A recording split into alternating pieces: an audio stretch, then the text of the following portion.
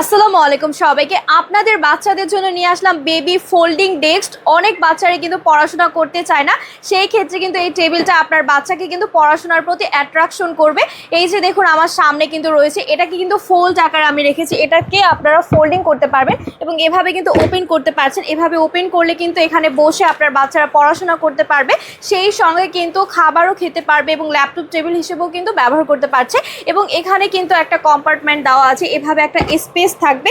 এই স্পেসে কিন্তু আপনারা এভাবে কিন্তু বই খাতাগুলো রাখতে পারছেন। আর এখানে কলম পেন্সিল রাবারগুলো রেখে কিন্তু এভাবে ঢাকলে কিন্তু একটা স্টোর হয়ে যাবে, বই খাতা হারিয়ে যাবে না।